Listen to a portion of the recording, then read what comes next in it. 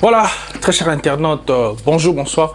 Ça dépend de l'heure à laquelle vous allez suivre, vous allez capter cette émission, votre émission analyse sur le net, sur Global Télévision Moscou. Donc, tous allez chaîne Moko, tous allez mettre Awa, la capitale, il y a ici Global Télévision Moscou. C'est votre humble serviteur Trésor Kachina. Donc voilà. Donc chaîne Nabiso Tozarawana Mingi pour Kolobelaka. Actualité sur le net. Nyoso ezoleka na mboka Nabiso. Donc voilà les lois avant to banda. Ce que zali mokolo na liboso to pe libaku ya kokutana na vidéo oyo ko hésiter te tala na se okomona côté ba komi s'abonner puis abonner kobosa na ko activer cloche ya notification te po ozwaka ba vidéo nyonso tout au biso code en temps réel na téléphone na yo to pe na tablette na yo. Donc voilà. Merci très chers internautes, mesdames et messieurs, ceux qui toyé les apoto meka ko analyser biso ozaka mingi pona ko analyser ba fait nyonso tout oyo et les kaka na internet. Donc voilà, merci. Les autres bela Abdul Kaba Wazali, journaliste et puis présentateur, il y a ba émission zappé maître il y a cérémonie. Donc moi polémique et bini na moi makasi ya makasi ya kosakanate ba congolais ba lili ndeto solo lango lelo Abdul Kaba par rapport il y a concert il y a Fally Ipupa. Donc voilà, tokomeka pe ko sembola ndenge bato ba lobby que Fally a honoré ba frère na yete Gaz Mawete et puis Mundibou Robinho. Donc voilà, et créé moi polémique moko bwana yango biso to ye isusu na ba etando ike kaka ndenge zalaka to yesu to sembola yango ensemble au cours il y a émission na bino analyse sur le net quand to esi bino biso to lobaka la vérité to yaka wana mingi te ko vilipande batou. Donc to yaka mingi pona ko panzaka ka sango epi ko beta mbele epi to dénonçaka ba antivaleur nyonso tout ozo leka na mboka na biso puis na communauté congolaise nyonso tout lelo tout ça na deux sujets quand to développer et puis to kokota pe mo sujet ndambu ndenge bato bazolo bake non na landaki Frank Stemai wa sala pe musala na bien basaka émission Pena Jazz Kavulu, émission est seulement polémique, et puis Torolobapé, Jazz Kavulu, et Torolobapé, Frank Stemai, arrivé dans un poto, et tchepe moi, Moutumbutu, ba spéculation, mais moi trop, mais yé mon copé, à l'ékaki, na émission à niveau, ya chaîne, na moko amegaki pe ko sembola, ko expliquer, ba imbo kanyon, surtout que, akei poto, na ba propre, donc, frère, na yé moko, c'est pas, Fally Ipupa nde afutelier billet topé ça Fally Ipupa tende azola qui est visa. Donc voilà, toko développer ngopé au cours il y a émission na bino analyse sur le net il y a lelo. Donc voilà on ezaki ba sommaire na ngai oyo masolo o na solo la lelo na émission na biso ya lelo. Donc avant to kota siko vraiment na ba sujet na biso na vu fe masolo biso to ko solo la lelo na ko zanga te ko pesa bongo merci et puis ko remercier batu nyonso tout o batu te na kabiso vraiment na Global Télévision Moscou kaka na lobaka. Donc j'ai dit comme ça merci à Mosenkwe pilotage automatique Christy depuis États-Unis et la pesi bongo pe mbote bongo na Alvin de Moscou moto mbongo résidence permanent. Donc mutambongo belé ana mokuba. Donc Alvin de Moscou wana Ezo tala kaka ngai nazolo bango bongo j'assume. Donc voilà. Na pesi pembo te bongo na Marcelo Kachina depuis Bordeaux. Donc viens moko sage. Donc viens moko pesa ka inspiration quoi. Donc la pesi pe mbote pourquoi pas la foudre mon ami la foudre la pesi mbote Emani Kaniki et pourquoi pas à Chege ya Palin. Donc Mobali il y a Erika Masala. Donc voilà Jimmy Agazolman Mutombo. Donc la PCP Babik Salam na yo koto zali na famille Bagoti Mobimba namoni Dada, namoni Yvette, namoni Gino, Jires Bagoti, namoni ma petite sœur que j'aime beaucoup, Rachel Mukuna, et pourquoi pas Betty, Betty la mignonne, donc bisous là, la PSOP. Salam Nao, puis petit frère Nabiso à Tchaboua, la petit Johnny Bagoti. Donc voilà, merci beaucoup. Toko Tambalamoko, vraiment na ma solo Nabiso Kandina Lobaki. Toko za sujet à Liboso. Où ils allaient vraiment important, il y a solo là, donc Abdoul Kaba. Bon, ma frère nanga ba congolais, où ils ont ma solo to solo lango. Na linga attend na zo le canal quand tout solo ma solo moi à degré. Donc tu aurais remarqué que moi quand dit le baka congolais a commis na moi ba réaction moi to so ba tiso ils a passé. Topé ils allaient nini, mais ils ont sopa biso mingi ba congolais. Donc, Congolais a commis un niveau moins de comparaison, où ils appellent, il y a qu'à comparer, mais Congolais a comment comparer en gros. Donc, mais pour le quota, tu remercie expliquer d'abord Abdoul Kaba Nani.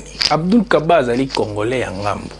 Biso na Congo Brazzaville, tout ça na biso kaka moko, rive kaka to lo bakaka. Donc, fleuve kandinge kabunde kabola biso. Mais bango kuna balobaka ki Congo. Biso pe koto tolobaka Kikongo. Bango kuna balobaka pe lingala, biso koto pe tolobaka lingala. Balobaka français, biso pe tolobaka français. Donc eza nango kaka peuple moko.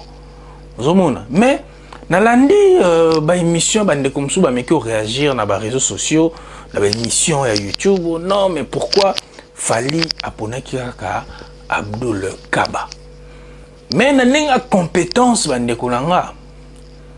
Puisque nous avons un event, tu sais comment faire des événements.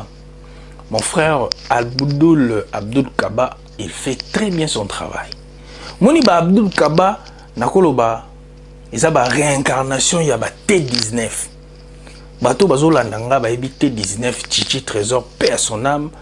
Azalaki MC Moko ya monene otozaki na ye na ba événement nyo surtout Chichi savait comment présenter. Moni bah comprendre bah lobby que oh non mais comment fait-il que non il y avait des Nati Lokolé, il y avait des Frank Stema, il y avait des Ken Piana et consorts. Pourquoi bah ça qui présentation il y a Bercy Wanate, pourquoi Kaka Congolais, il y a Brazzaville, mais tu rappelles bino que Abdoul Kaba azana ba potentialité moko ya bien ni tété aza Congolais en Gambu, mais quand même il sait bien faire son travail. To boité dans un biso na ba maître cérémonie bazana bango belé na Congo, mais ba Abdoul Kaba asaka boulot na bien. Tu rappelles nous que Abdoul Kaba zali muto asaka après azali ko présenter best of the best. C'est un garçon très intelligent, il est trop brillant, azana éloquence, donc c'est ce que oyo même sous to lo ba fali amona ki yango intéressant, amona ki te muto ko ça la présentation à Bercy nanga et ko za na zomona to mi ba grand logo là ba Nati Lokolé na respect na Joana parce qu'il n'a trop azana ba aza journaliste on a zoka tana nga vraiment Rolanda mingi donc na zoka lo wa mo modèle na nga moko boy ozonga bona ndenge ma bien pour nani ndeko na biso Nati azana ba qualité moko ya bien, mais moni ba éloquence mususu neti ba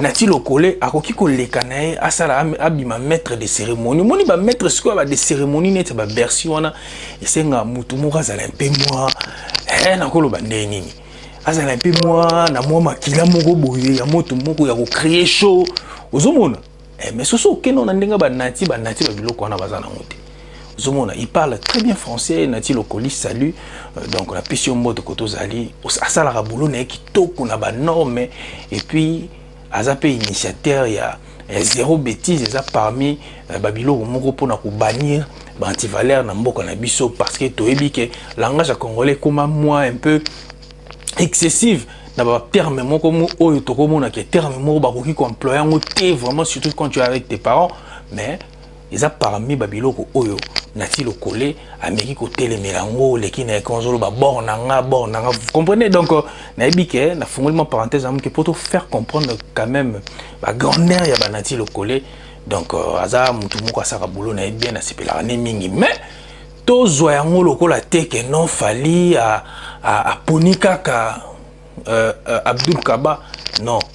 Et puis, tu rappeler que dans les Congolais, il faut comprendre que Abdoul Kaba P, coopérera bien, bazana sentir on dirait, dans l'information, mais na yo qui ndenge to meki ko tuna parce que biso na lingation dans sa émission na sala ba investigation mais na meki ko sala ba investigation il y a de ce genre où na bengaki ba meki ko confirmer que Abdoul travaille aussi avec Fali. Vous comprenez, mais si on t'a peu sous Nati le Kolo aussi travaille de fois aussi avec Fali. Bazan ba relation un peu positive pe. Vous comprenez? Donc c'est un peu ça donc ba congolais to meka moi ko longola pe moi hein ba biloko wana ya que non pourquoi Fali aponi kaka ye non Fali azaja international Fali azaka pona ba congolais te comme le Ferré et consort. Ils sont pas seulement pour le Congolais, donc baza pona presque Afrique mobima, donc ce qu'il fallait c'est pelina africain moko, ati pembeni pona musala moko, tout c'est parce que nous tous on est africains, nous sommes pona Afrique ndé, ils ont gagné donc par là pour nous remettre un peu terme, tout peut fin à moi de bawana. Donc aussi on a ba congolais mingi to longola moi négativité toujours na ba makambo mususu to monique ezo correspondre te. To tika moi ba débat moko inutile. Par contre, tout même moi réflexion un peu élargissante en fait. Vous comprenez donc c'est que je pourrais essayer un peu à mettre point. Na moi Masolo Etali Abdoul Kaba Dengue Asahaki présentation il y a Fali Poupa na Bercy wana donc voilà merci beaucoup. Toujours continuer toujours les longs qui nous soulera moi 2 points moi quelques points autour sur par rapport à l'actualité il y a semaine dengue et le kaki donc polémique soupé yaki par rapport toujours à concert à Fali polémique moussou yaki que Fali a honoré Mundi Bouté na Gaz Mawetete par contre a honoré Kaka Dadju Yena Dadju et consort donc il y a eu beaucoup de makambo côté moins belé na kati mais biso le roi biso toi on a toujours pour tout ça l'analyse tout ça quand na lobaka biso tout ça mingi moi positif moi positivité pour jango kende moi bien quoi côté wana to ko loba nini to bengi fallait lobi bien enlever les rideaux même s'il y avait un rideau bachaki na simawana et inko lobate que Fali a négligé ba musicien loka ba Gaz Mawete topé ba mundi bundingi ba lekaki na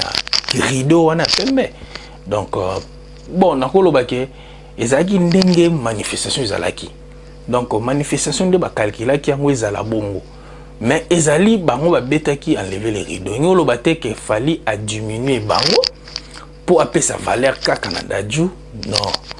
D'abord, il faut comprendre que ma belle wana na neti ma belle à Paris wana ba Dadju aussi ba lona. Surtout que non a mon contexte mo mais bango tout bana bomba congolais. Pour comprendre moi analyse tout ça là. Donc tout ça na sur mon analyse mo un peu ils allaient un peu positif pour et déranger bande comme société. Vous comprenez donc tout déranger bande comme société. Donc les analyses mo tout ça normal. Donc Fali a honoré Kakande Batunyos.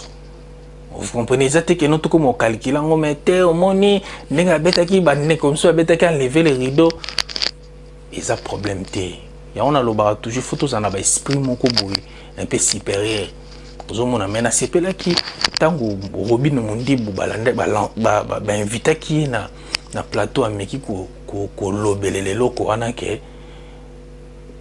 pourquoi ndenge ba poser question que non vous allez enlever les rideaux na sima rideau ezalaki na comprendre que ba Mundi Bouana déjà maturité ali. Vous comprenez, il y a déjà de la maturité et l'autre est important en moi. Vous avez ce qui est la maturité à quoi banding ni à quoi agir et puis agissement na ba moment nyonso.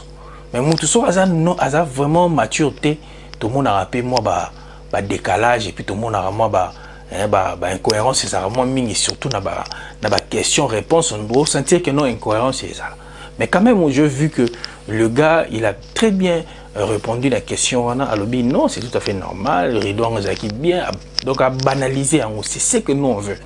Donc, comprendre qu'il faut faire aussi très attention à les journalistes. Il y a qu'à créer, poser question pour créer quelqu'un buzz, mon robot. Allah, c'est buzz, mon robot.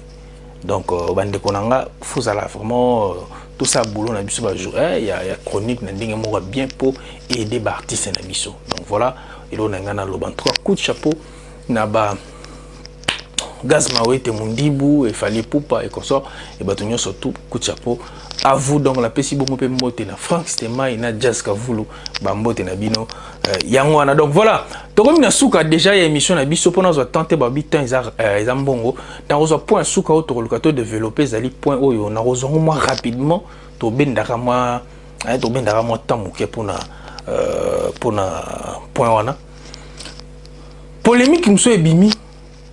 Pourquoi Jazz, en fait, Ken Piana a Kendaki Poto, Faline Mutabengi Seki na Poto, Frank Stema a Kendaki na ba propre frère nae, créé qui peut moi polémique wana, ba te belé ba sion na bandingi na bango, mais quand na lobaka, ba zwaki ba meke ko zwandeko. Ndeko na Ken a répondre à la question, on a sentir Ken a répondu à la question, on a vraiment trop bien. À lobby bien lobby, donc en fait, en tout cas, ils ont le mot bien ce qui Franck a qui n'a pas propre frère, ils appellent le mot, ils appellent kaka Moutouya pour na journaliste, il y a en ligne, journaliste, il y a internet. Parce que tu dis que journaliste internet, tout ça là qui est un peu délaissé, pourquoi? Ah, kuna tout est permis, vous comprenez? Donc c'est un peu ça. Bon, on a loba Franck Stema a solo li kitoko pourquoi a pesi valeur na ba journaliste internet.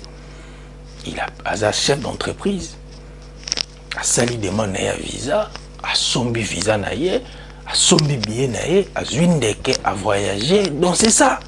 Pour na nga eza victoire pour na ba journaliste. Journaliste internet a comme kenda sombi a salipe nini na makamni nyo stupi ba PCP visa ki hyper Europe mais c'est une très bonne chose. To CP là. To tika ba question moko boya ko créer mo ngoyima le roi YouTube mo ka senga il faut créer des engouements quand même to luka ba engouement ngo ki na mo sens. Donc on dès qu'on a biso a futaki bien na ya kenda ki pose ba image ya concert a fali a sala interview et s'appelle le moko mutu ya na Ken Pianape, Ndenge Fali Poupa, comprenait que non, il faisait bien tout son travail. Tika même pas que ça boulot na. Et ça peut kaka bien surtout avantagé pour na biso, journaliste, chroniqueur. Il y a YouTube, donc il y a donc info en ligne. Donc voilà. Merci beaucoup Kane na lobaki tout ça qui on a pour na ko zomo ba point moko. To fongola moi parenthèse moi mais que par rapport à semaine les shows et les cas qui donc actualité nous surtout les cas qui sur internet to mais que fongola moi bah point on a pour et ça la moi toko c'est ça la moi vraiment bien. Donc voilà, merci très cher internaute Kane na lobakanga la zalaka toujours église au milieu du village dans ça la boulot nanga ko binonde bo pesanga musala ya koleka na betando ike na bino pour na ko pasola pour na ko sembola ba question d'actualité nous surtout par rapport au Congolais. Donc voilà, merci. Émission Nabiso, tokomi ko chité déjà vers la fin émission Nabiso. Donc na pesi bongo mbote na batu surtout oyo bazala ki nanga yelongo na sepeli ya trop ko leka lisusu na betando ikie ko panzante ke buvandi na bolandanga na lela bino fort bino de bozo sala ke chaîne oyo évoluer kende na niveau oyo ezo kenda na pesi mbote bongo na Christine Mosenko sponsor ya Global Télévision Moscou. Donc mon amai, merci beaucoup. Na pesimbote bongo na Jimmy Mukuna, na pesimbote bongo na Charles Kalouchips, donc Kalouchip, hein? Donc na pesimbote sur l'émission, na pesibongo pembote na Patrick Badi Banga, les traumatiseurs de Paris, et pourquoi pas Nagler Bouéboué, Georges Kebo, les millionnaires na Belgique. On a ba pote donc on a pu ba salam kotozali donc bana Kinitou bana Paris bana Brazzaville bana ya Canada États-Unis na le Libino trop na pesibino vraiment ba mbote belé tokutana toujours à très bientôt to bando sala bino toujours musala kaka ndenge bolinga ya qualité. Merci, on se retrouve prochainement, à très bientôt.